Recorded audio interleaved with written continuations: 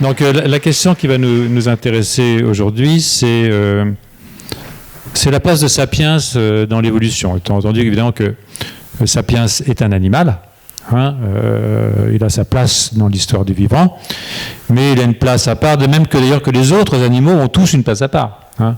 Souvent on dit qu'est-ce que l'homme? On pourrait demander qu'est-ce que le singe?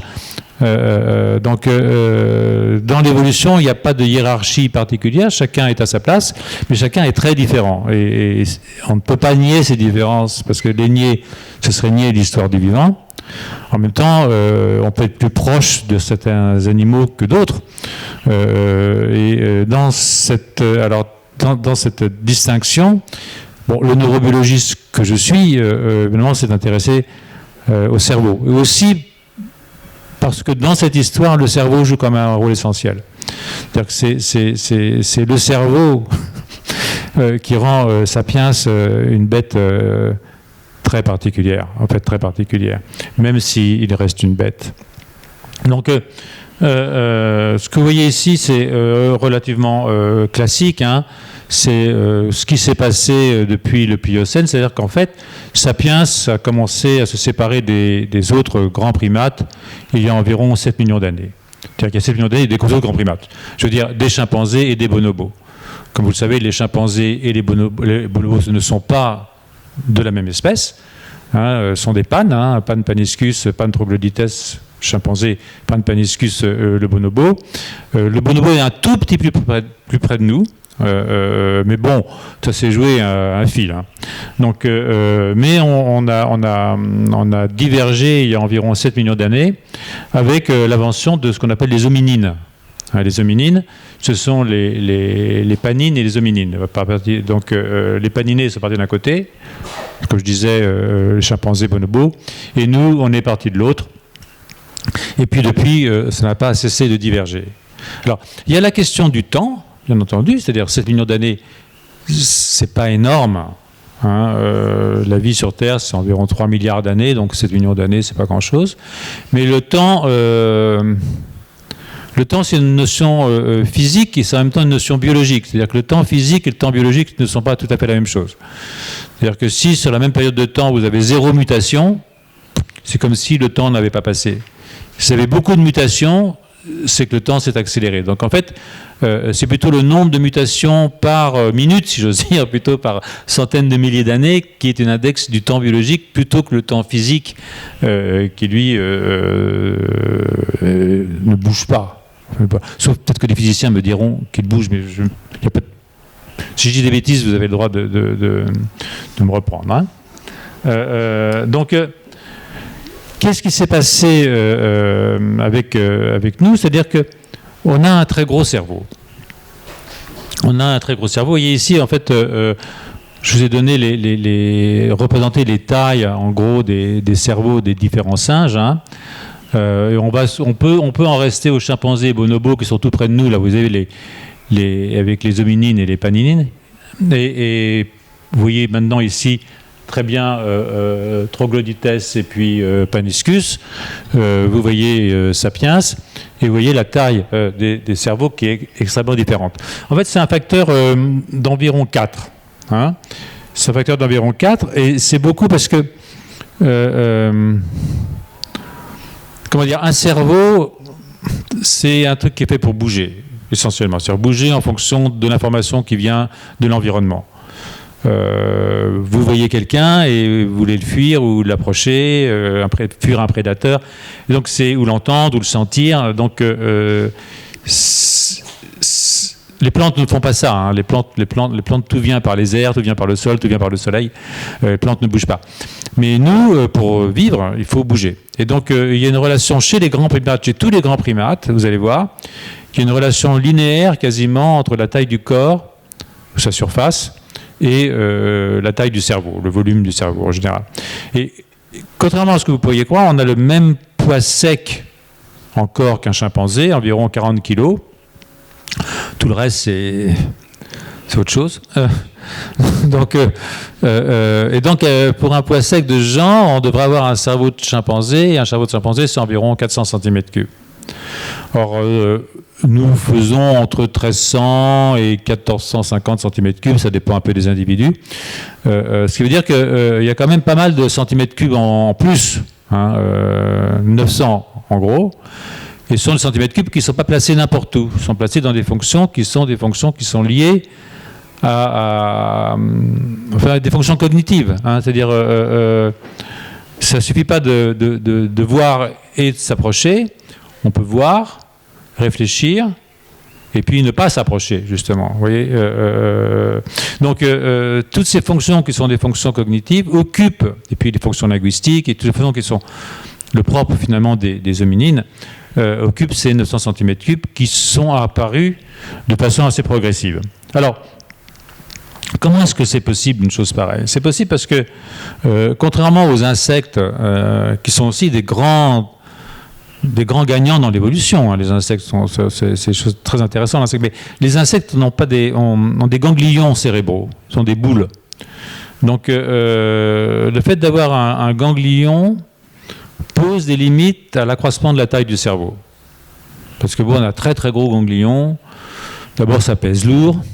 Ça se case mal. Et puis, sur le plan de l'irrigation, de l'entretien, il peut y avoir de la nécrose au centre. En fait, il y a des limites liées à la stratégie ganglionnaire. Les vertébrés ont inventé une stratégie de plan. Hein, parce que le tube nerveux, à partir duquel se naît la moelle épinière et puis le cerveau, le tube nerveux, c'est un plan, hein, vous voyez ici, c'est un plan qui se recercle en tube. Hein, avec une partie ventrale, AB, une partie dorsale, D. Quand les deux parties dorsales se rejoignent, ça fait la partie dorsale. Et donc le plan, c'est un truc qui est pratique parce que ça se plie, si vous voulez. Au fond, dans une boîte crânienne, on peut mettre autant de surface qu'on veut. Et donc il n'y a plus de limite, entre guillemets, il n'y a plus de limite à la taille du cerveau quand on part dans l'embranchement des vertébrés. Et Sapiens, de ce point de vue, a pu développer une surface de cortex tout à fait exceptionnelle. Il y a quand même une limite. Alors, vous avez entendu, je pense, Hublin, ceux d'entre vous qui étaient là quand Jean-Jacques Hublin est venu faire une conférence. Il y a une limite, c'est le coût métabolique. Les neurones sont des animaux qui dépensent énormément d'énergie.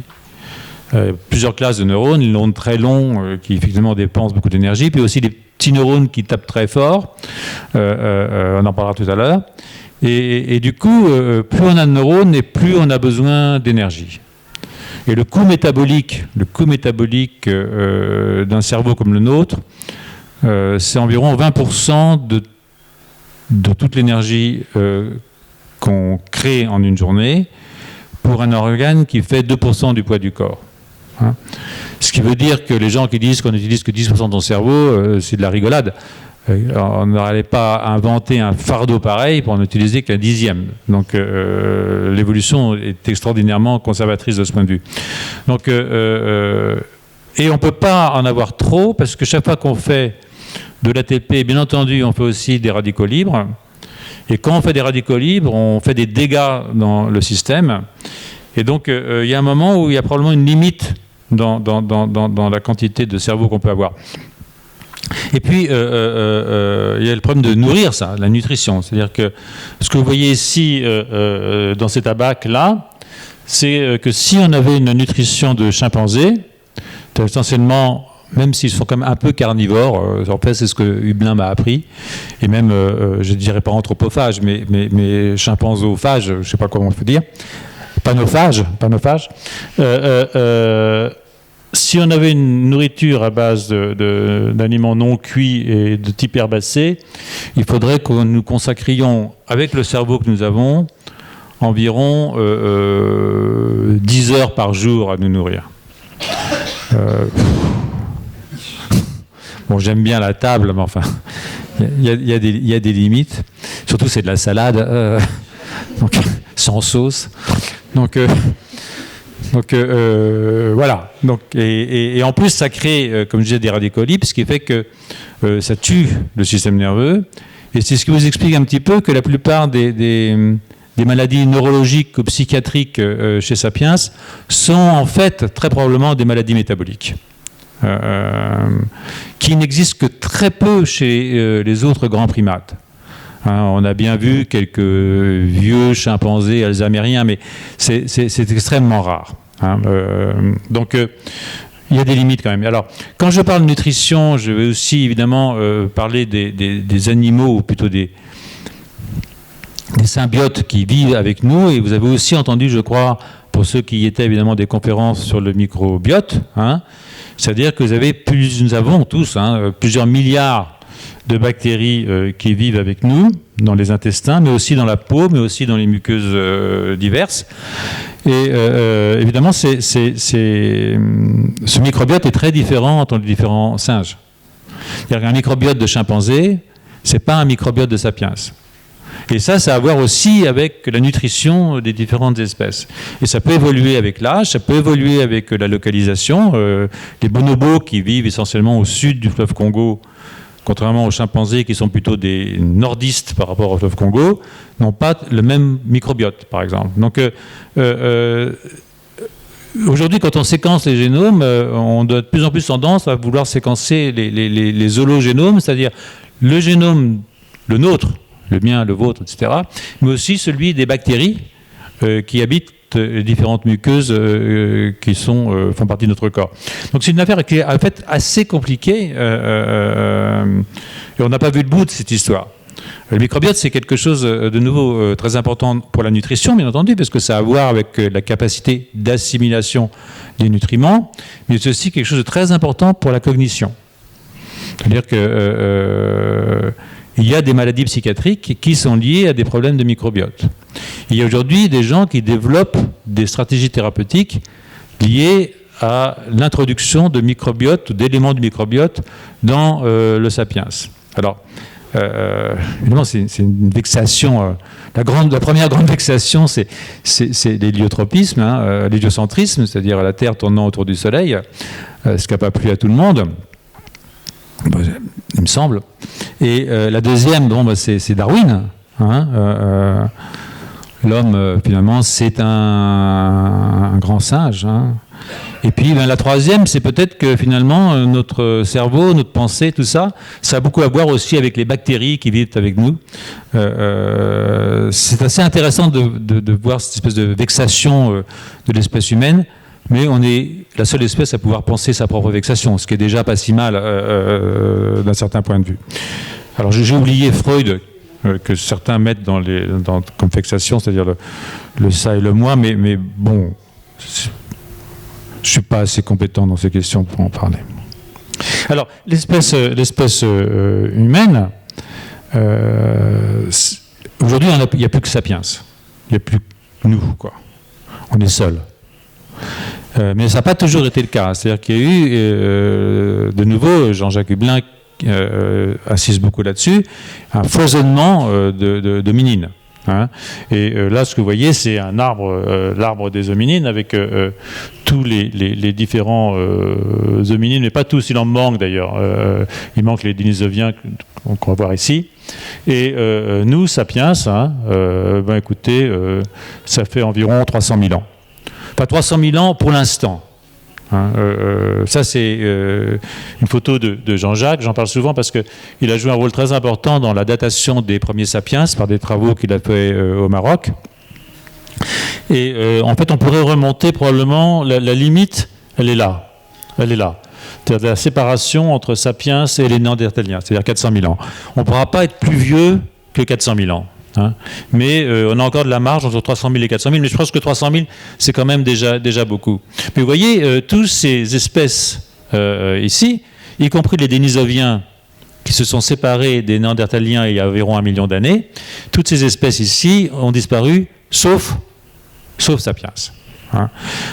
Les derniers, les Néandertaliens, je pense que doit faire 30 000 ans, 40 000 ans, je ne sais pas très bien quand ça s'est terminé.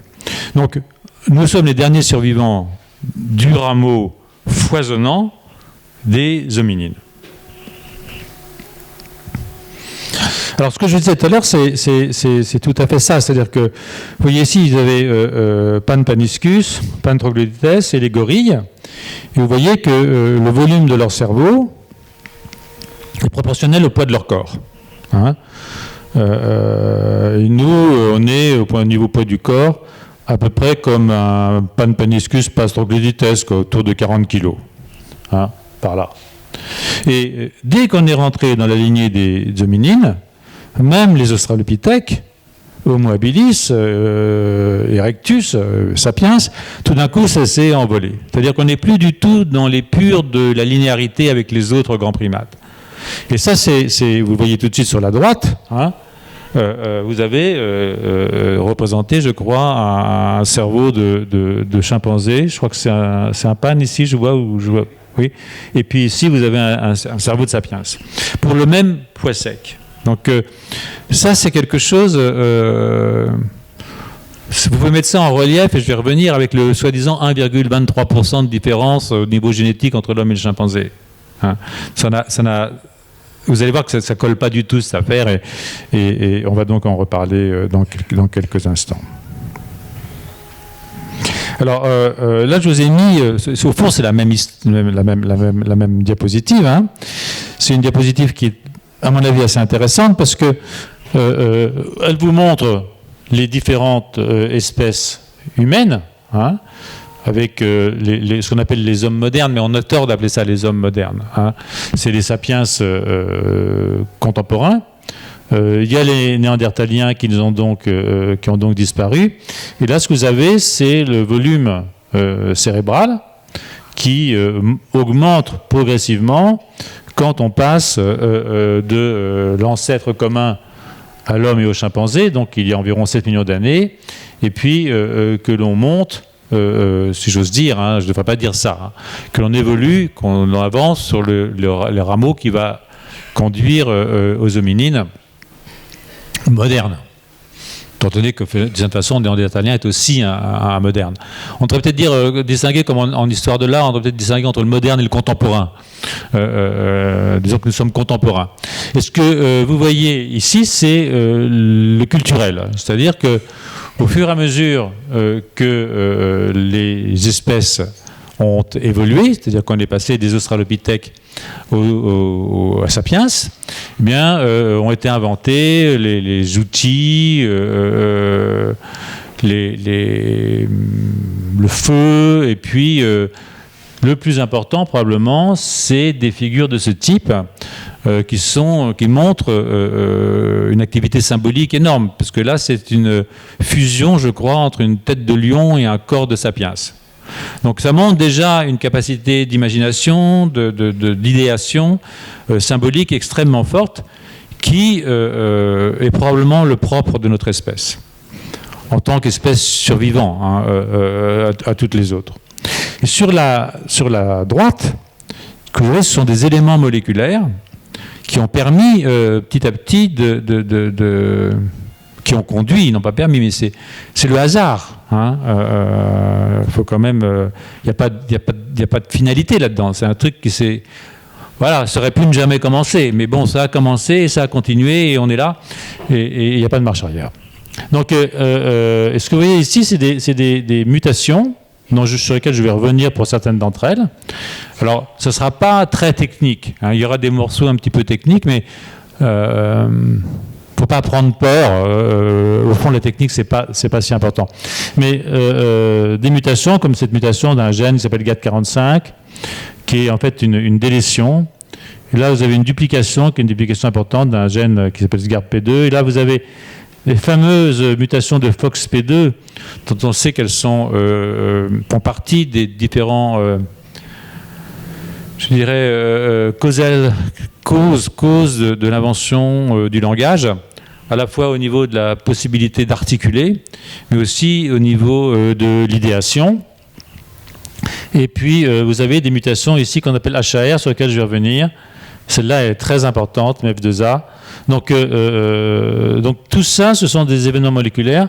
Il y en a beaucoup d'autres, hein, bien entendu, qui ont accompagné de façon assez décisive, pour certaines d'entre elles, l'évolution de notre espèce. Alors,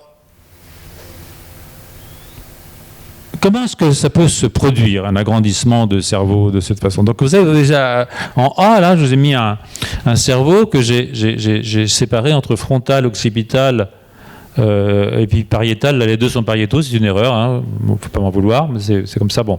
Et puis, vous pouvez avoir une augmentation de taille qui va être une augmentation de type, je dirais, homothétique. C'est-à-dire que tout le monde, toutes les régions vont grandir de la même façon. Ça fait un plus gros cerveau, mais ça fait un cerveau qui est construit plus ou moins de la même façon. Alors là, ce que je vous ai mis, c'est des relations entre les différents groupes. C'est-à-dire qu'évidemment, dans le cerveau, il n'y a pas uniquement des neurones qui sont disposés comme ça dans les différentes régions corticales, mais elles interagissent entre eux. Il y a ce qu'on appelle des prolongements nerveux, il y a des synapses qui se forment, et qui se forment, là j'ai mis un cortex, puis qui se forment aussi avec toutes les structures sous-corticales. Il y a le cortex. Le cortex, c'est un plan tout à l'heure. C'est vraiment un plan. C'est-à-dire que le cortex humain, c'est une feuille de 2 mètres carrés et de 4 mm d'épaisseur. C'est vraiment fin, hein, c'est pas grand-chose. Donc là, ce plan, il est grand, mais en dessous de ce plan, il y a évidemment d'autres structures qui sont des structures sous-corticales sur lesquelles je n'insisterai pas, peut-être tout à l'heure un tout petit moment. Et donc vous avez des interactions entre ces différents noyaux avec les structures sous-corticales qui font que le système peut réfléchir, peut gérer le comportement de l'animal. Hein. Alors vous avez cet agrandissement, et cet agrandissement, il va faire que tout d'un coup, il y a une possibilité pour introduire un nouveau noyau, un nouveau groupe, parce qu'il y a plus de place. Hein. Et bien entendu, ce nouveau groupe va interagir avec les autres structures, ce qui va rendre le cerveau un peu plus compliqué et peut-être capable d'accomplir des tâches plus importantes. Alors, en dehors de ces questions de taille, sur lesquelles je reviendrai dans un instant, il y a évidemment, je vous en ai parlé, les questions de contact, c'est-à-dire d'interaction entre différentes régions du cerveau, région corticale et région sous-corticale.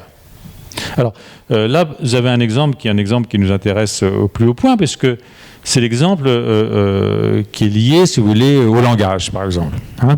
Donc, ce que vous voyez ici, c'est ce qu'on appelle les aires de Wernicke. Là, vous avez les aires de Broca. Et l'interaction entre les aires de Wernicke et les aires de Broca, chez Sapiens, et vous voyez ici l'innervation très forte des régions temporales par ce qu'on appelle l'arcuate fasciculus, le faisceau arcué, est une chose qui est très importante pour relier les aires cognitives aux aires motrices dans la fonction langagière.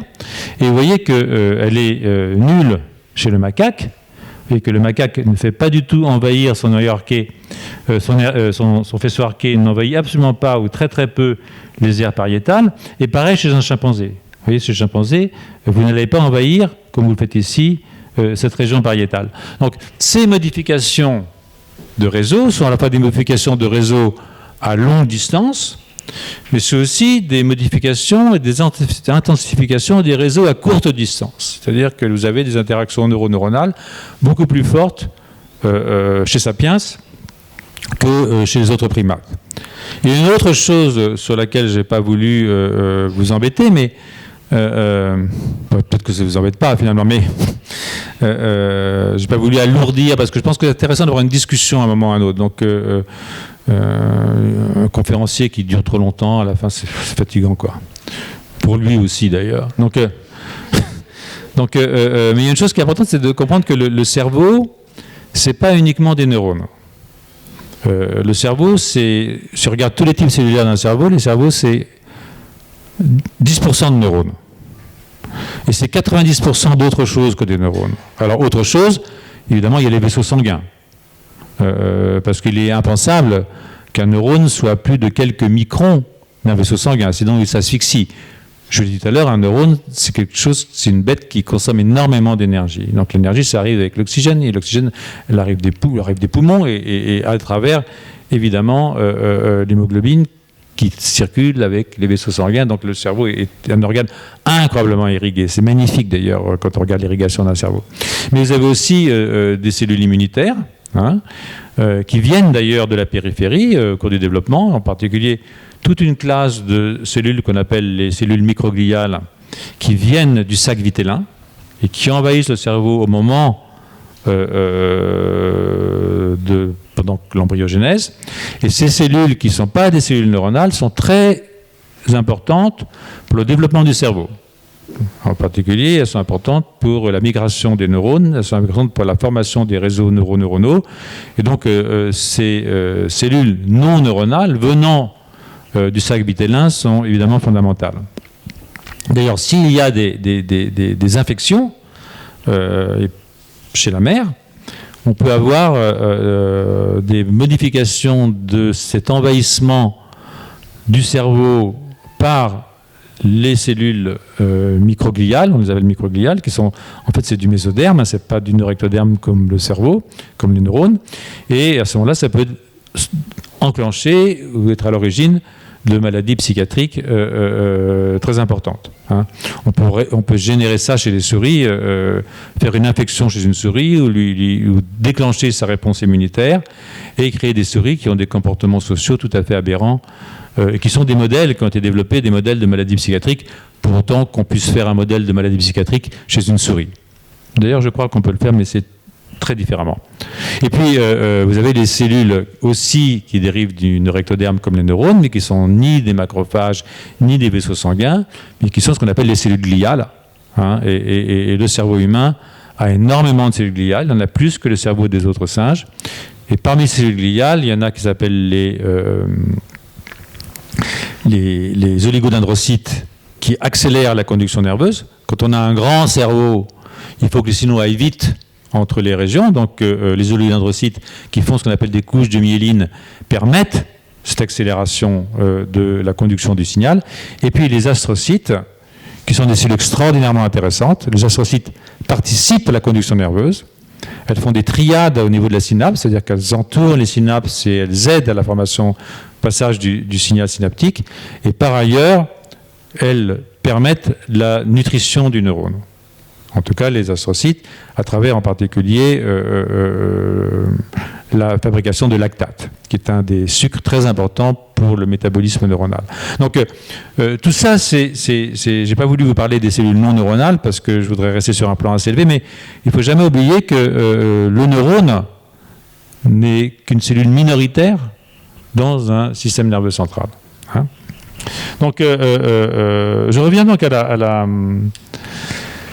mon cerveau. Donc, tout à l'heure, je vous ai dit, je peux avoir un agrandissement qui va être un agrandissement, j'ai dit, homothétique.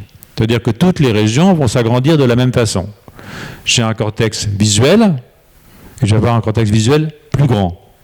Mais il va être plus grand d'un facteur 1,5, comme le cortex auditif, comme le cortex moteur, comme tout ce que vous voulez. Mais je peux aussi avoir un agrandissement avec changement de bord. Vous voyez ? En rouge, là, tout d'un coup, j'ai bougé un bord. Alors ça, c'est extraordinaire parce que c'est-à-dire que non seulement mon cerveau grandit, mais les tailles respectives des différents compartiments vont évoluer. C'est quelque chose qui est fondamental parce que, en particulier chez Sapiens, si vous comparez la taille respective des régions antérieures cognitives chez un sapiens et des régions postérieures, par exemple ici pour le cortex visuel, à ce qui se passe chez un grand singe, un autre grand singe, parce que nous sommes quand même des grands singes, eh bien, nous avons proportionnellement plus de cerveau antérieur que de cerveau postérieur, plus de régions cognitives.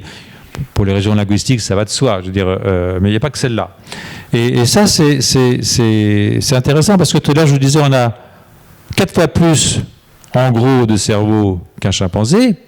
Mais si maintenant vous vous intéressez à des régions très particulières, en particulier le cortex frontal dorsolatéral, le cortex frontal médian, alors on n'est plus de facteur 1 à 4. Hein. Je ne sais pas à quel facteur on est, mais on a un facteur beaucoup plus élevé.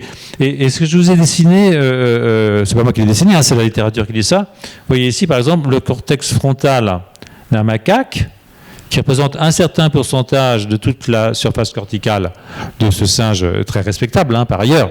Mais, voilà, c'est jamais qu'un macaque. Et voilà chez Sapiens, la surface que va prendre le cortex frontal, qui est maintenant énormément plus forte. Donc on n'est plus dans un rapport de 1 à 4 maintenant, dans un rapport peut-être de 1 à 10, j'en sais rien. Mais 1000%, c'est pas 1,23%, d'accord? Donc il faudrait remettre les choses à leur place, savoir pourquoi ces 1,23% de mutations, elles ont donné un tel échappé, hein, parce que c'est abyssal d'une certaine façon, parce qu'il n'y a pas que la taille, je vous dis, il y a la densité des fibres, il y a le nombre de synapses. Donc, c'est ce qui fait que, bon, c'est nous qui tenons une conférence sur les chimpanzés, et pas le contraire, sauf dans la planète des singes, mais encore fallait-il qu'il y ait un sapiens pour l'inventer, la planète des singes. Donc, voilà, quoi.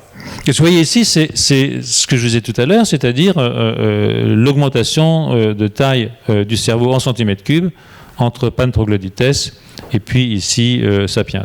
Alors, vous voyez, peut-être que Néandertal avait un plus gros cerveau que Sapiens. Hein, mais il n'y a pas que la taille qui compte, même si elle compte. Ce que je viens de vous montrer ici, c'est qu'il n'y a pas que la taille qui compte, c'est-à-dire que aussi la façon dont le cerveau est dédié à des tâches particulières est aussi quelque chose qui est extraordinairement important dans l'organe cérébral qui est le nôtre. Alors, cette capacité de bouger les bords, alors, elle est liée à des mutations dans l'expression d'un certain type de gène sur lequel je vais parvenir, parce que, comme je l'ai dit tout à l'heure, je ne veux pas entrer dans des détails qui ne sont pas extraordinairement nécessaires. Hein. D'ailleurs, si ça vous intéresse, la bibliographie est là, je veux dire, c'est pas très compliqué. Mais ce que vous voyez ici, par exemple, c'est des mutations dans deux gènes. Un qui s'appelle PAX6 et un qui s'appelle EMX2. Ce sont des homéogènes, des gènes homéotiques. Mais bon, ça, c'est autre chose. Et ce que vous voyez ici, c'est que vous avez ici les aires motrices primaires, les aires sensorielles primaires et les aires visuelles primaires chez une souris. Primaire, vous en fichez. Apprenez simplement moteur, sensoriel et visuel. D'accord? Et ce que vous voyez ici, c'est qu'en jouant sur le niveau d'expression de EMX2 ou de PAX6, vous pouvez soit diminuer les aires visuelles en augmentant les aires motrices et sensorielles, donc vous avez bougé un bord. Hein, et là, c'est le contraire, en jouant sur PAX6, vous allez augmenter les aires visuelles, en mutant PAX6, augmenter les aires visuelles, et diminuer les aires sensorielles et motrices, à taille de cerveau égale. Donc ça veut dire que vous êtes capable, vous ne mutez pas les gènes eux-mêmes, vous modifiez leur niveau d'expression. Et ça, c'est encore un concept sur lequel je vais revenir, c'est-à-dire que ce qui est important, ce n'est pas tellement le gène lui-même, la structure du gène lui-même, c'est l'endroit où il est exprimé, le niveau auquel il est exprimé, et le temps pendant lequel il est exprimé. Et donc, c'est plutôt la régulation de l'expression des gènes que la structure du gène lui-même qui est importante. Hein. Supposez que, par exemple, que vous avez un gène dans une région du cortex qui va, vous allez le voir tout à l'heure, être important pour la fabrication de neuroblastes, de neurones. Eh bien, si ce gène est exprimé à un niveau plus élevé et pendant une durée plus longue dans une région particulière du cortex, cette région va augmenter de taille parce qu'elle aura plus de neurones. Mais c'est le même gène quand même. C'est clair ou... Oui, à peu près, quoi. Donc tout ça pour vous dire que, vous voyez ici, on a joué sur le niveau d'expression et la durée, ça c'est les niveaux d'expression de PAX6 ou de MX2, et ce qu'on a fait, c'est qu'on a bougé les bords. C'était essentiel d'être capable de bouger les bords. Mais comment est-ce possible de bouger les bords? Comment est-ce physiquement supportable? C'est supportable parce qu'il n'y a rien de plus homogène qu'un cortex. Alors, vous voyez ici, vous avez un cortex moteur primaire, M1, et ici le cortex sensoriel primaire. Le cortex sensoriel, c'est une représentation du corps dans le cortex. Par exemple, vous avez une main dans le cortex. C'est pour ça que si on vous coupe la main, vous pouvez encore avoir mal à la main parce que vous avez mal à la main du cortex, d'accord? Donc ce qu'on appelle le membre fantôme. Donc tout votre corps est projeté à différents endroits dans le cerveau et en particulier dans le système sensoriel. Évidemment, il n'est pas homothétique, c'est-à-dire que l'homonculus, quand vous vous regardez dans un miroir, vous avez une certaine proportion. La tête, on a tous plus ou moins les mêmes proportions, même s'il y en a qui ne le pensent pas. Mais en gros, on se ressemble quand même. Mais si vous allez dans le cortex, vous allez voir que les lèvres sont très fortement représentées, cortex sensoriel, que les mains sont très fortement représentées, parce qu'elles sont très innervées. Donc le niveau d'innervation d'un organe entraîne, si vous voulez, la représentation qu'il a au niveau cortical. Donc on a des... Non, j'ai retiré ici les photos de l'homonculus, mais là vous avez un homonculus de souris. Hein. Donc là c'est l'homonculus sensoriel, et là c'est l'homonculus moteur. Parce que de l'autre côté, évidemment, il faut bouger le bras. Hein. Et c'est la main du cerveau qui bouge la main du corps, bien entendu. Donc, sinon, quand je pense que je vais bouger le bras, je ne bougerai pas le bras. Il faut d'abord qu'il bouge là-haut. Et vous voyez ici, c'est la frontière entre le système sensoriel et le système moteur primaire. Dans un cerveau de... Je ne sais pas de quelle bestiole c'est, là, c'est pas très grave. Bon, toujours est-il qu'il fallait avoir les yeux de Brodmann, et peut-être même imaginer la chose plutôt que de la voir. Alors ça, c'est un autre problème d'épistémologie, pour voir une différence entre cette structure-là et cette structure-là. C'est-à-dire que sur le plan de la construction du cortex, quelle que soit la région du cortex, on a exactement la même construction. Et donc ça, c'est bien parce que ça permet de bouger les bords. Si maintenant je bouge ce bord un petit peu par là, tout le monde s'en fiche, puisque ce sont les mêmes structures. Tout le monde s'en fiche aussi parce que, fondamentalement, la fonction physiologique de cette région, elle est liée aux afférences et aux efférences. Par exemple, si j'ai un cortex visuel, les afférences, elles viennent de l'œil, après un relais thalamique, mais elles viennent de l'œil. Si je suis dans un cortex auditif, les afférences, elles viennent de l'oreille. D'accord ? Donc ce ne sont pas les mêmes afférences. Et ce que vous voyez ici, en fait, c'est que ce sont les afférences qui vont définir les fonctions de la région corticale. Et le traitement de l'information au niveau cortical, il est pratiquement toujours le même. Il obéit toujours plus ou moins aux mêmes règles. Y compris quand les afférences ne sont pas sensorielles, mais sont psychologiques, si j'ose dire. D'accord ? C'est-à-dire que vous avez des régions du cortex qui ne répondent pas à l'odeur, qui ne répondent pas à la musique, qui ne répondent pas à la vision, mais qui répondent aux émotions, ou qui répondent au chagrin d'être séparé de sa mère, qui répondent à toutes ces afférences. Et ce sont des afférences très particulières, certainement, mais la façon de les traiter n'est pas très différente de la façon dont on peut traiter une information visuelle ou une information auditive.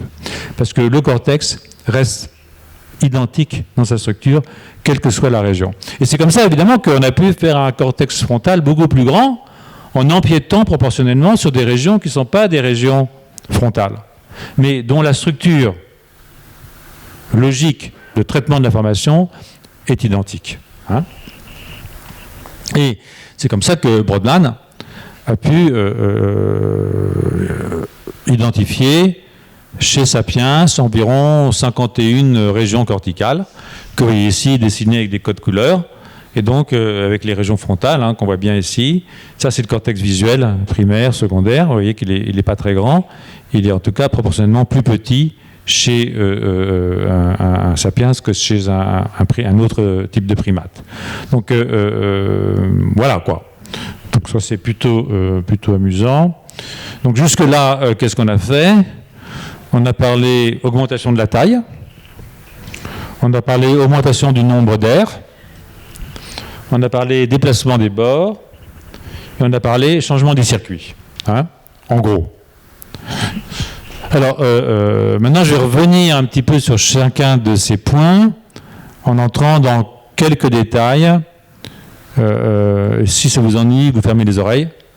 C'est moins facile que de fermer les yeux. Et c'est bien dommage, parce que des fois, on préférait pouvoir fermer les oreilles aussi, mais bon, c'est comme ça. L'évolution n'est pas parfaite. Remarquez, c'est peut-être qu'il y a une raison pour laquelle on ne peut pas fermer les oreilles. Parce que quand on dort, il faut quand même... On ne sait jamais. Voilà. Donc, les divisions et la survie des progéniteurs. Donc ça, c'est, je dirais, un cerveau lysencéphale, c'est-à-dire un cerveau de souris ou de singe assez primitif. Et ça, ce serait un cerveau humain. Alors, évidemment, la taille est différente, on le sait. Là, vous avez, je ne vois pas très bien, je pense que j'ai écrit rodents. Oui, donc rat, souris, écureuil, ce que vous voulez. Là, vous avez des primates, et là, vous avez des humains. Et vous voyez que la structure, en gros, est la même, mais qu'on a plus de couches. On a toujours le même nombre de couches, on a 6 couches, mais par couche, il y a plus de neurones qui sont des neurones qui sont générés au niveau des ventricules. Et là, vous avez une prolifération de cellules qui migrent de façon radiaire le long des cellules gliales en particulier, et qui vont les arrêter à différents niveaux pour former ces couches. Et ça, ce sont tous des neurones pyramidaux. Il y a des neurones qui viennent de régions antérieures et qui sont des neurones, des interneurones, qui sont des inhibiteurs qui viennent se mettre dans ces 6 couches. Mais là, je ne vous parle que des neurones qui sont générés depuis le bord du tube, le bord intérieur du tube. Rappelez-vous, on a un tube. Et sur le bord, ça c'est le bord intérieur du tube. Et c'est au niveau intérieur du tube que vous avez ces neuroblastes qui prolifèrent et qui vont venir migrer et s'arrêter à différents endroits pour former les cellules, ce qu'on appelle les cellules principales du cerveau, c'est les neurones pyramidaux. Et donc vous voyez que chez Sapiens, la couche 3, vous avez 3A, 3B, 3C, etc. Et là, vous avez une couche qui s'appelle la couche 4, sur laquelle je reviendrai. La raison pour laquelle nous avons plus de neurones pyramidaux, c'est parce que nous avons eu un certain nombre de mutations qui ont augmenté D'abord, on a une zone plus grande de prolifération, sur laquelle je n'ai pas trop insisté, mais qui ont augmenté le niveau de division des neuroblastes dans cette région qui est une région de génération de neurones immatures, qui ensuite migrent et maturent sur place. Et évidemment, chez une souris, il y en a beaucoup moins, mais il y en a aussi beaucoup moins chez un chimpanzé ou chez un macaque. C'est lié à un certain nombre de mutations, et je vais vous parler probablement de 2 mutations, une qui sera HAR, non pas 1, mais 5, en l'occurrence, et puis peut-être de GAT45, qui est en fait une délétion de non-answer. Mais ça, ce sont des questions sur lesquelles je vais venir dans un instant. Je vous le remontre ici.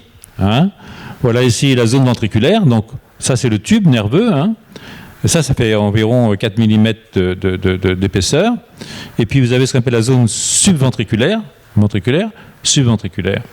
Ça c'est chez une souris, et avec vos neurones qui migrent le long de ces fibres qui sont en fait des cellules gliales, en fait des astrocytes, des radiaires.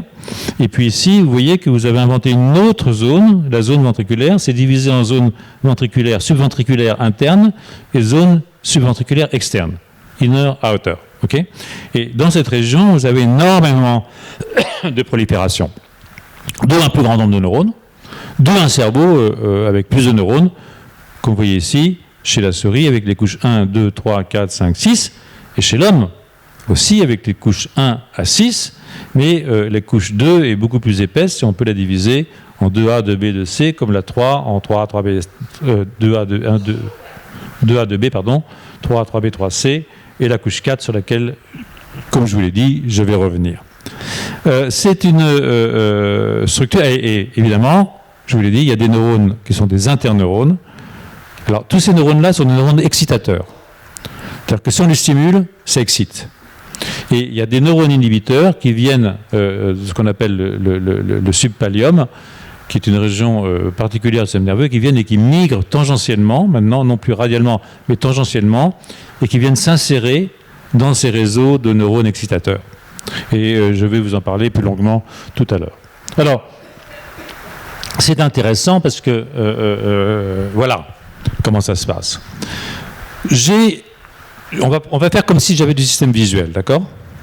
Donc, c'est du système visuel, je stimule mon œil, l'information va dans un noyau qu'on appelle le thalamus, c'est une région sous-corticale, il pleut, et cette information va venir au niveau de la couche 4. Hein? Maintenant, la couche 4 va parler à la couche 3, qui va parler à la couche 2, pour l'informer de ce qu'elle a vu, si j'ose dire, et ça va revenir vers la couche 5, qui est une couche de sortie. Et donc, par exemple, je vais voir un chimpanzé passer par la porte là-bas, et je vais me tirer par la porte ici. Hein, voilà, parce que bon, c'est pas des animaux très pacifiques. Hein, donc voilà, il y a pire, mais bon. Alors ça, c'est un schéma, je dirais, de base. Hein. Maintenant, ce qui arrive ici, dans la couche 4, peut venir du traitement des couches 2 et 3 d'autres régions du cortex. Hein. Donc ça devient intéressant parce que c'est mon cortex parle à mon cortex. Je vois telle personne et ça m'évoque telle autre personne. Et ce n'est pas un souvenir sympathique. Donc ça crée chez moi des émotions négatives ou mitigées. Hein, où je sens une odeur, et ce n'est pas une odeur qui est associée avec quelque chose, un souvenir agréable, ou c'est associé au contraire avec un souvenir très agréable. Et donc ça va aussi provoquer des émotions particulières. Hein, où je vois et je nomme. Je vois une souris, je dis « Ah, une souris !» Mais ça, c'est mon cortex qui parle à mon cortex. Et puis, ça peut être beaucoup plus complexe que ça, et ça peut mener jusqu'à des phénomènes de conscience, parce que mon cortex parle à mon cortex, c'est-à-dire que c'est des boucles thalamo-corticales ou cortico-corticales qui font que je peux me raconter une histoire. Hein? Dire, quand j'étais petit, je me couchais de bonne heure, ma maman venait me faire un câlin. C'est pas toujours le cas, mais et des fois c'est faux. Parce qu'on peut aussi se raconter des histoires qui sont des histoires fausses, même si on y croit formidablement et que ça constitue au fond notre personnalité.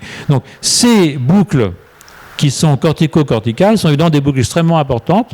Et plus vous avez un cerveau qui est grand, et plus vous avez des aires cognitives qui sont importantes, et plus ces questions qui sont des questions au fond qui ont à voir avec qu'est-ce que c'est qu'un phénomène conscient, qu'est-ce que c'est que de réfléchir sur soi-même ou sur le monde, eh bien, devient quelque chose de beaucoup plus fort dans une espèce qui a un cerveau monstrueux, hein, 900 cm3 de trop, hein, je vous le rappelle quand même, par rapport à un cerveau de singe ordinaire. Hein, car nous sommes des singes extraordinaires. L'exemple ici d'une mutation, alors j'aime bien donner cet exemple parce que ça s'appelle HARE, ça veut dire Human Accelerated Regions. Okay. Ce sont des régions dans lesquelles les mutations ont été accélérées chez l'homme. Par exemple, par rapport à un chimpanzé, cette petite région ici, qui doit faire environ 150 nucléotides, a eu 16 différences. C'est énorme. 16, enfin, ça ne fait jamais que 16 mutations.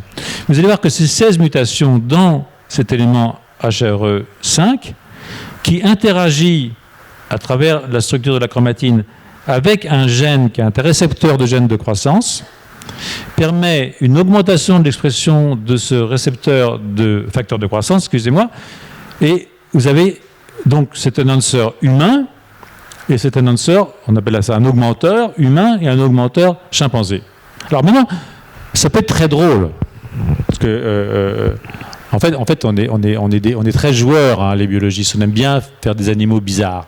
Donc là, ce que vous avez fait, c'est que vous avez pris le promoteur de singe, Pan troglodytes, le promoteur d'humain avec ses 16 mutations différentes, et puis derrière, vous avez mis un gène qui fait du bleu, et puis un gène, évidemment, de ce récepteur de facteur de croissance. Et vous voyez, vous pouvez exprimer ces gènes dans le cerveau, avec le promoteur spécifique, singe ou humain. En l'occurrence, pas n'importe quel singe, chimpanzé ou humain. Et vous l'introduisez dans la souris. Vous dites, et qu'est-ce que ça fait dans la souris quand on met FDZ8 sous le contrôle d'un promoteur humain ou d'un promoteur de chimpanzé? Vous voyez tout de suite ce que ça fait. Le cerveau de la souris n'est pas du tout modifié par le promoteur de singe. Il reste de la même taille. Mais si vous prenez le promoteur humain, le cerveau augmente de taille. Donc, simplement, ces 16 mutations, l'effet de ces 16 mutations, et c'est vraiment rien du tout, c'est juste un enhancer, un augmenteur, hein, qui a une certaine distance de ce gène ici, de ce promoteur de gène. Mais qu'est-ce qui se passe si vous l'exprimez chez une souris? Vous allez avoir une augmentation de la taille du cerveau. Parce que ces 16 mutations, elles augmentent le nombre de divisions de neuroblastes dans la région ventriculaire du cortex. Je me tourne de temps en temps par là. Bon, il y en a que je vais oublier, je suis désolé, ça manque de souplesse. Mais ça, vous voyez, c'est un exemple de comment un tout petit nombre de mutations peut avoir des effets dramatiques au niveau de la structure d'un système nerveux central, ici dans le cerveau. Alors, là, la souris sert de tube à essai pour comparer l'activité de 2 enhancers, un chimpanzé, un humain. Mais c'est quand même très révélateur. Et là, c'est un autre type. Alors, on dit qu'il y a 1,23% de différence, et ça, ce sont des mutations ponctuelles. Par exemple, dans un texte, je change larbin par varbin. D'accord ? Mais je peux aussi avoir des mutations qui me retirent complètement le larbin. Hein ? Il est absent. Ça s'appelle une délétion. Ou bien je peux avoir des duplications. Ça s'appelle larbin-larbin. D'accord ? Donc là, ce que vous avez, dans l'exemple que je vous montre avec GAD45, hein, je vous allais vous parler tout à l'heure, mais ce que vous avez, c'est ce qu'on appelle une séquence conservée chez tous les animaux, mais délétée chez l'humain. On appelle un human candle. Donc c'est une séquence qui est très importante chez tous les animaux, chimpanzés compris, voici le macaque, voici la souris, voici le chien, et puis l'humain, bang, elle est partie. Et si je retire cette... alors il y a pas mal de human condel, hein, il y en a une assez grande quantité. Là, c'est un condel qui est dans une région qui contrôle l'expression d'un gène qui s'appelle GAD45. Et le résultat, ça va être quelque chose qui a à voir avec la neurogénèse. Vous aurez plus de neurones. D'accord ? Et là, vous avez les duplications. Et là, c'est un gène qui s'appelle SGARP. SGARP2 en l'occurrence. Et là, vous voyez le nombre de gènes. Alors, il y a 2 chromosomes. On peut identifier les gènes. Il y a des techniques pour les visualiser. Hein. Donc là, vous voyez la visualisation du gène chez l'orang-outan, 1 par chromosome. Chez le chimpanzé, 1 par chromosome. Et chez l'humain, il y en a 3 par chromosome.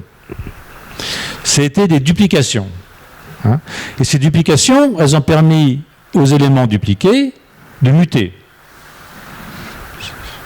Je vais prendre un exemple. Un exemple, par exemple, chez une mouche ou chez un arthropode. Vous avez un animal qui a 6 pattes, d'accord ? Ça fait beaucoup de pattes. Hein. Et il veut dire, je vais pouvoir sacrifier 2 pattes pour faire 2 yeux à la place. D'accord ? Ou 2 antennes, plutôt. Hein, où j'ai 3 ailes. Je peux me contenter de 2 ailes, je vais transformer 2 ailes en 2 yeux.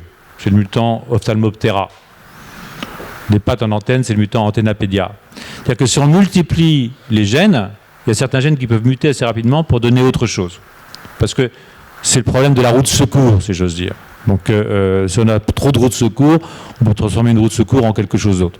Donc là, ce que fait cette duplication, c'est qu'elle permet d'inventer une façon pour les... Excusez-moi, de modifier la migration des neurones. D'accord ? Donc ça va modifier... excusez-moi, la migration des neurones. Donc ces mutations, qui sont des mutations... Si je compte les mutations ponctuelles entre Sapiens et Pan troglodytes, je vais avoir 1,23% de différence. C'est vrai, hein ? 1,23. Si j'ajoute les délétions et les mutations, je vais monter à 6%. Et si je traduis ça en événements biologiques, vous avez vu que ça peut monter beaucoup plus haut parce que j'ai 4 fois plus de cerveau, beaucoup plus de régions cognitives. Donc ça vous incite, si vous voulez, à être extrêmement prudent quand vous allez mesurer la distance entre le chimpanzé et l'homme en disant l'homme, il est à 98,7% ou 3,7% chimpanzé. Ça n'a pas de sens. Sinon, vous seriez, je serais aussi bien entendu, à 80% souris, puisque en fait, il y a 20% de mutation entre le génome de la souris et le génome humain. Donc, ces chiffres qu'on voit souvent, bien sûr qu'ils veulent dire quelque chose. Ils veulent dire qu'on est plus près du singe que de la souris. Mais ça, c'est pas une nouvelle bouleversante. Hein. On le savait, il n'y a qu'à regarder un singe et une souris pour s'en rendre compte. D'accord ?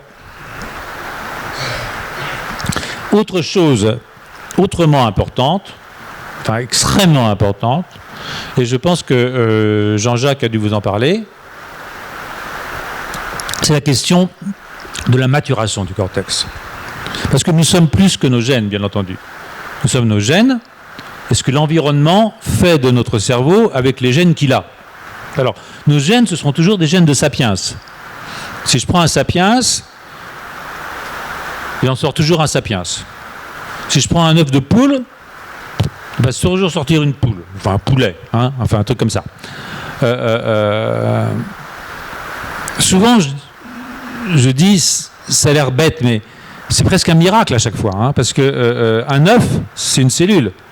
Et un individu, c'est plusieurs milliards de cellules. Et au bout du compte, on peut prévoir la forme qu'aura cet individu qui sera créé à partir des multiplications, morts, différenciations, migrations de toutes ces cellules. Mais, en l'occurrence, sapiens donne du sapiens. Donc, il y a une enveloppe génétique qui est une contrainte génétique. C'est un déterminisme génétique extrêmement important. Mais après, il y a tout ce que la vie va faire à ce cerveau.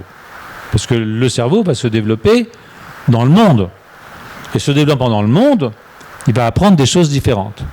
Donc, et ça, c'est très fort chez les sapiens. C'est fort chez les sapiens pour une raison relativement simple. Donc, nous sommes bipèdes. Enfin, juste à partir d'un certain âge. Hein. Et jusqu'à un certain âge.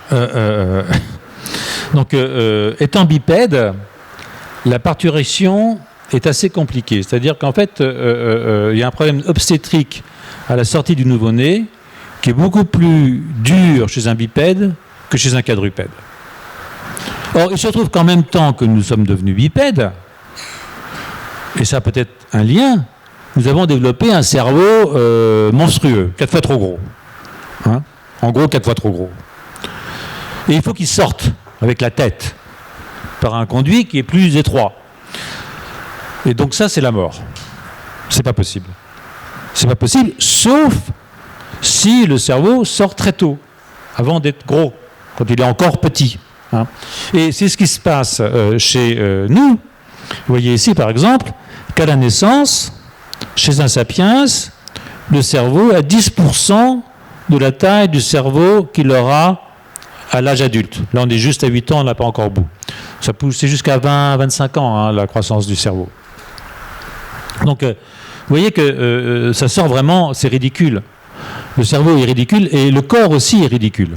Hein, imaginez, il y a 300 000 ans, un jeune sapiens au milieu de la brousse, avec les lions, les tigres, tout ça, c'est tout petit, je veux dire, ça se mange, c'est délicieux.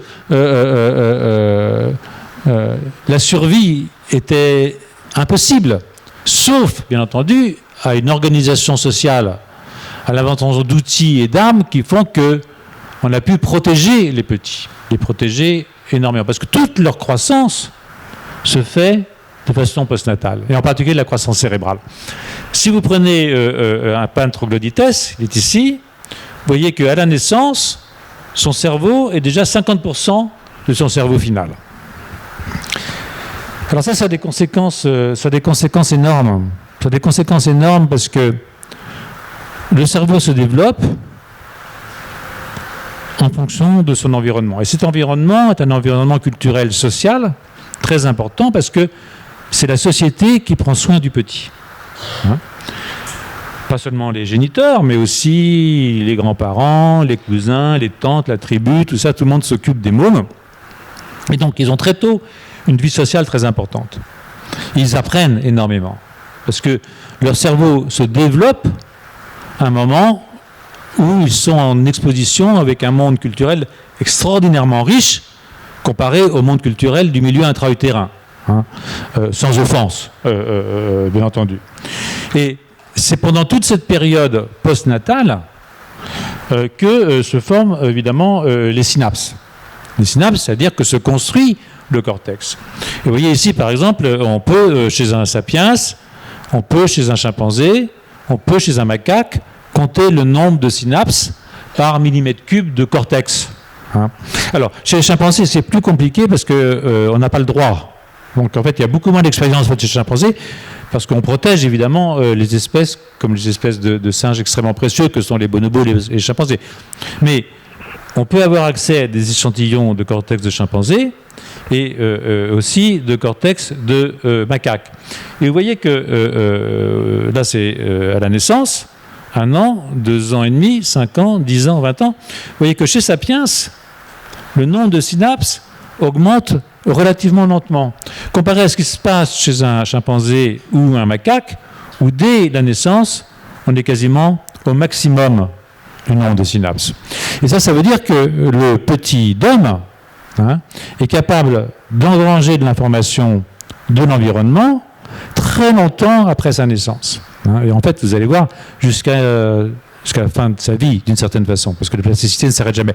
Même s'il y a période de haute plasticité, puisque, comme vous le savez, vous n'allez pas apprendre une langue étrangère de la même façon à 25 ans que vous le ferez à 4 ans. Vous n'allez pas apprendre à jouer du violon de la même façon à 5 ans qu'à 25 ans, même si vous pouvez toujours. Vous ne serez jamais Yehudi Menuhin.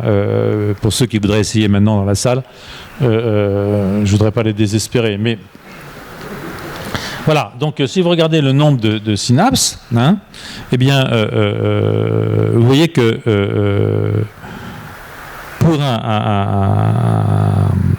alors, il y a le synapse, c'est aussi le remodelage du cerveau, et ça je vais y revenir tout à l'heure, mais vous voyez que tout se fait beaucoup plus tard chez nous que chez les 2 autres classes de primates que j'ai choisies ici, le macaque et le chimpanzé. Ça ne veut pas dire que pour toutes les tâches, un chimpanzé ou un orang-outan, changer de bête, soit plus stupide qu'un humain. On peut séparer les tâches, si vous voulez, entre les tâches, par exemple, physiques. Alors là, on a pris un humain de 2 à 3 ans, je crois qu'il a 2 ans, ce petit môme, et on a pris un chimpanzé adulte et un orang-outan adulte. On a pris des humains petits parce que, évidemment, s'ils sont trop grands, la manip est foutue, parce qu'ils ont appris trop de choses, ils sont trop malins. Donc on a pris des animaux humains de 2 ans, et vous voyez que pour ce qu'on appelle le physical domain, des tâches physiques, prendre un objet, le déplacer, etc., le voir et le déplacer, ou le mettre, un humain de 2 ans n'est pas très supérieur à un orang-outan ou un chimpanzé. Donc, mais si vous prenez des tâches sociétales, eh bien, évidemment, c'est très différent. Vous voyez qu'un enfant de 2 ans est supérieur, très supérieur à un chimpanzé adulte. C'est quoi une tâche sociétale? C'est par exemple, je regarde quelqu'un et j'essaie d'imaginer ce qu'il pense. Je le regarde et je lui attribue de mauvaises pensées. Je ne vous regarde pas, madame, mais me dit, mal intentionné celui-là. Voilà. Donc, ça, c'est attribuer une pensée à quelqu'un d'autre. Ça, c'est une tâche sociétale, en fonction du comportement, etc. Et dans ces structures-là, dans ces contextes-là, un sapiens, même de 2 ans, qui est quand même un petit sapiens, est très supérieur. Donc, et ça, c'est lié évidemment à cette capacité de se développer sociétalement de développer son cerveau dans un milieu déjà socialisé, c'est-à-dire apprendre à interpréter avec son cortex le comportement des autres humains. Alors, je vous remonte mes synapses là. Donc, rappelez-vous, je peux compter le nombre de synapses. Et je vous ai parlé aussi du remodelage. Alors, il y a des périodes au cours du développement qu'on appelle les périodes critiques. N'ayez pas peur devant cette diapositive qui est un petit peu absconce, je veux bien le reconnaître. Il y en aura des plus simples après. Mais Par exemple, si vous êtes un enfant à la naissance et vous avez un œil avec une cataracte, ou les deux yeux mal alignés parce que vous louchez, d'accord? Et si on ne vous opère pas, ou si on ne vous rééduque pas, eh bien, vous n'acquérerez jamais la vision binoculaire. C'est-à-dire que vous serez amblyope. Ce n'est pas un drame, hein. Il y a peut-être des amblyopes dans la salle. Hein. Oui, c'est une maladie assez fréquente, disons, je crois qu'il y a 3% d'amblyopes dans le monde. Donc, mais ça, c'est lié au fait que les deux yeux n'étant pas en bonne position, le petit n'a pas appris la vision binoculaire. Si on opère le petit avant l'âge de 7 ans, eh bien, il va réapprendre, parce que son cerveau, son système visuel, son cortex visuel est encore plastique. Donc, il va récupérer une vision binoculaire. Si vous l'opérez après 7 ans, il aura toujours un œil paresseux, comme on dit, lazy eye. D'accord ? Donc, et cette période de 0 à 7 ans pour le système visuel, c'est une période de plasticité renforcée, de haute plasticité. D'accord ? Donc, il y a des périodes de plasticité pour toutes les régions du cortex. Ce n'est pas les mêmes périodes.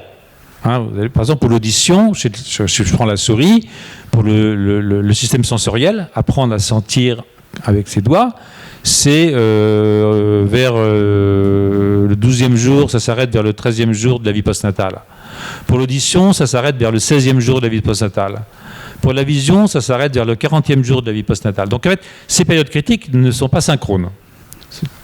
Mais elles existent pour toutes les régions du cortex, y compris pour des régions du cortex qui sont particulièrement importantes pour nous, qui sont les régions qui sont impliquées dans la cognition. D'accord ? Et dans la régulation des émotions. Voilà. Donc, mais j'y reviendrai dans un instant. Donc, ces périodes sont liées à l'expression dans la région donnée de ce qu'on appelle de gènes de plasticité. Ce sont des gènes qui sont importants pour la plasticité, c'est-à-dire pour le remodelage, dont je vous parlais tout à l'heure, des formations synaptiques dans le cortex.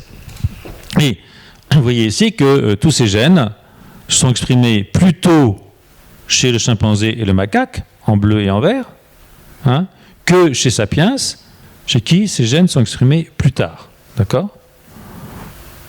Il y en a un parmi eux, alors tout ça sont des gènes qui sont des gènes de plasticité qui sont liés aussi dans la synaptogénèse. Je n'y viendrai probablement pas, mais il y en a un qui est particulièrement intéressant, c'est MEF2A, hein, celui-là que j'entoure en rouge, parce qu'il contrôle plusieurs des autres. Hein. MEF2A contrôle ARC, SING, EGR et NUR1. Et donc, qui sont des gènes de plasticité, qui sont des gènes dont l'expression est importante pour que le cerveau soit capable de s'adapter au milieu qui l'entoure. Hein. Alors, voici ici donc MEF2A. Vous voyez ici les cibles de MEF2A dont je vous parlais tout à l'heure, hein, ARC, etc., qui sont des gènes de plasticité, qui sont impliqués dans la formation et dans le remodelage des synapses dans votre cortex.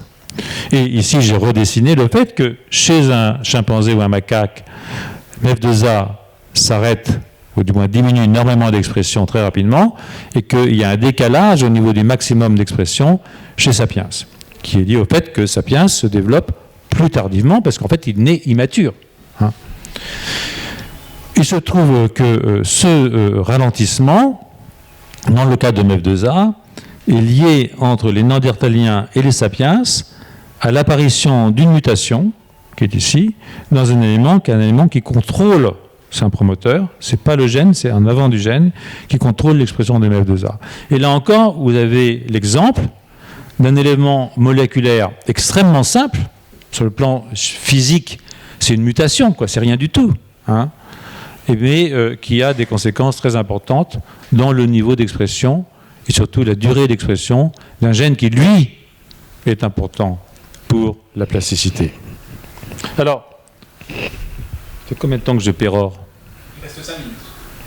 D'accord, donc je vais vous sauter tout ça. Je suis sûr que vous êtes triste. Et je vais retourner sur les périodes critiques. Mais on en discutera. Parce qu'il me donne 5 minutes, donc je n'ai pas traîné. Et puis, il commence à faire beau.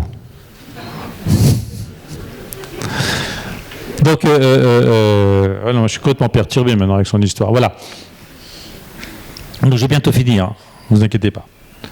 Donc, je vous disais, les périodes critiques de développement, elles ne sont pas synchrones. Donc, vous voyez ici, par exemple, j'ai mis la vision en mauve, hein, qui apparaît, j'ai dit à 7 ans, on ne peut plus opérer, mais c'est un peu plus tôt. Hein. Vous avez la conceptualisation, vous avez les qualités sociales, vous avez l'apprentissage des nombres, vous avez le langage, etc. Et ça, c'est lié au fait que les régions qui gèrent ces différentes fonctions n'ont pas leur période critique au même moment.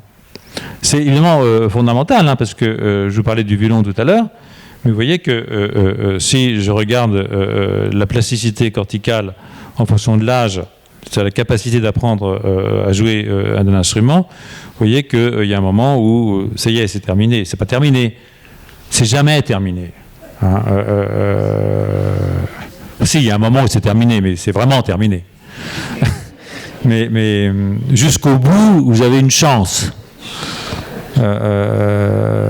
C'est assez encourageant quand même, hein, parce que sinon vous ne seriez pas là.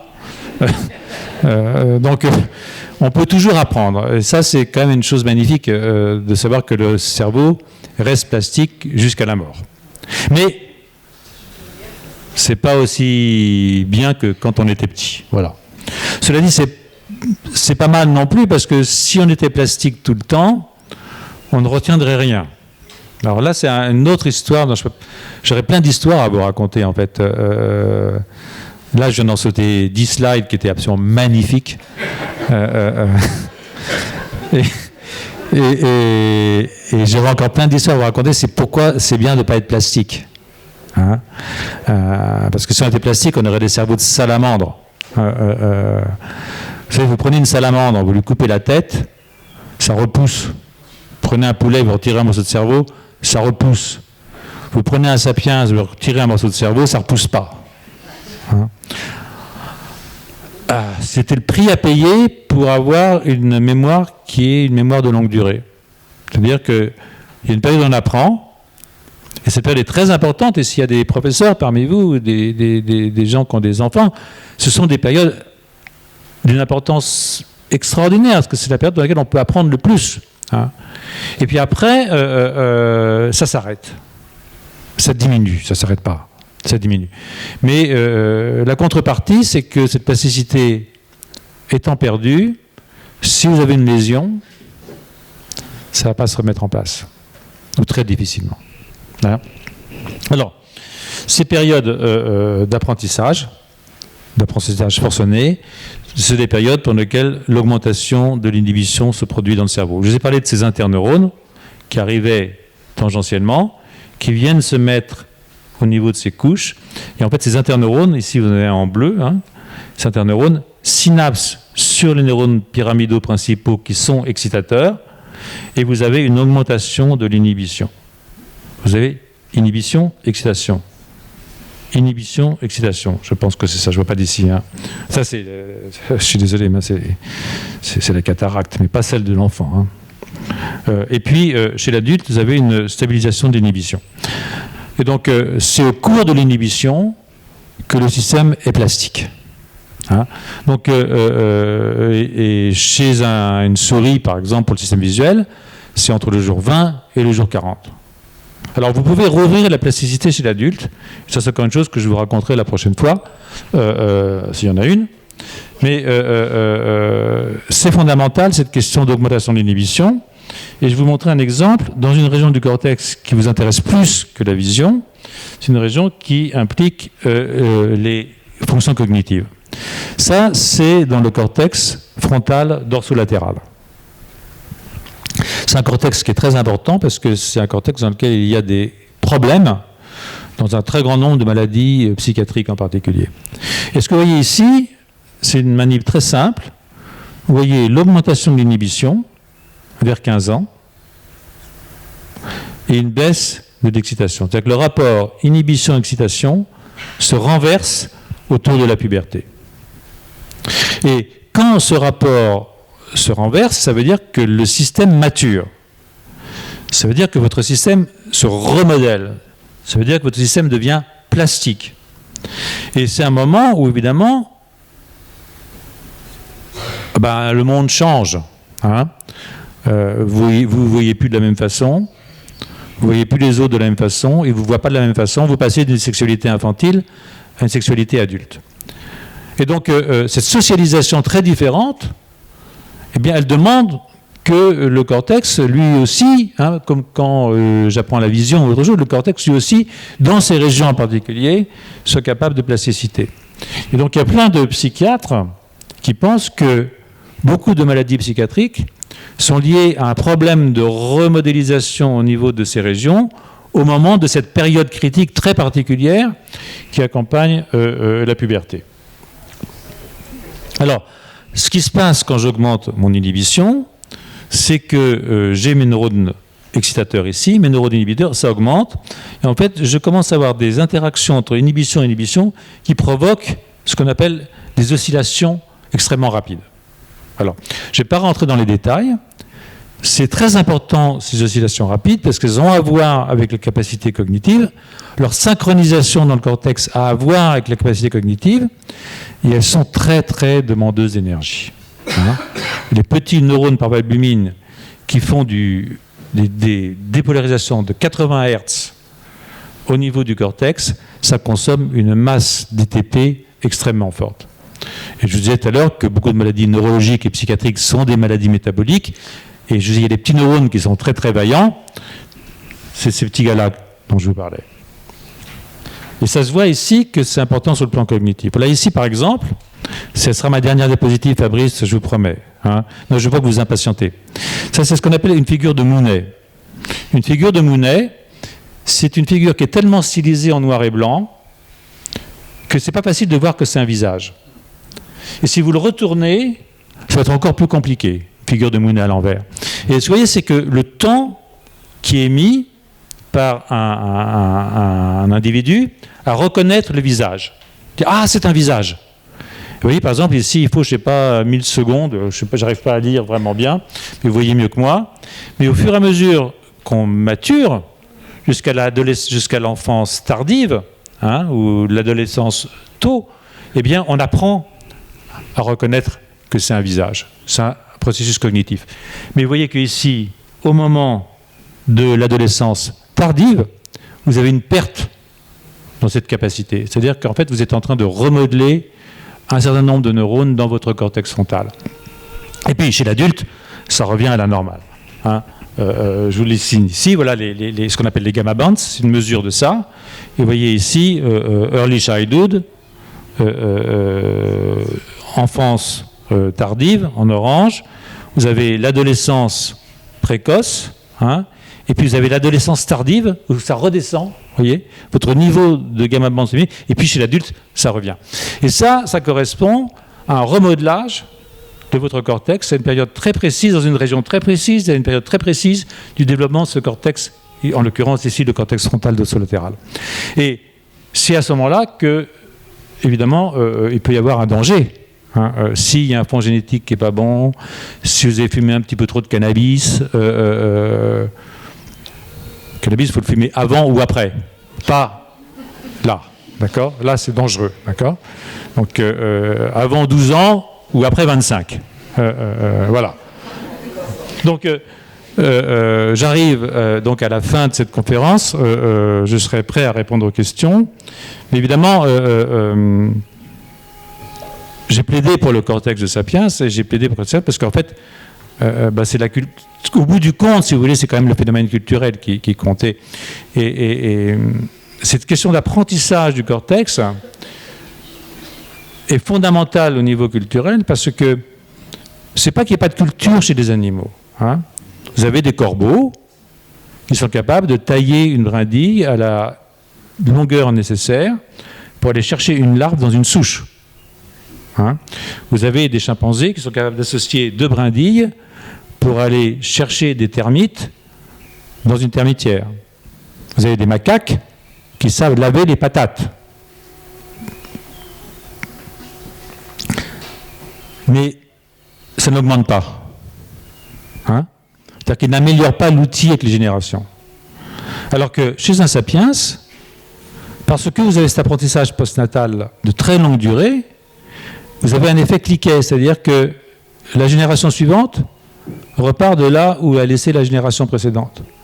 Et cet incrément culturel extraordinaire, eh bien, il fait que, même si je n'ai aucun mépris pour la brindille à termites, hein, mon ami Descola ne pardonnerait pas, c'est quand même pas la même chose que la Sainte Thérèse du Bernin. C'est pas la même chose que d'aller sur la Lune, même si évidemment ça peut nous envoyer dans le mur. Voilà. Et je vous remercie et je suis prêt à prendre vos questions.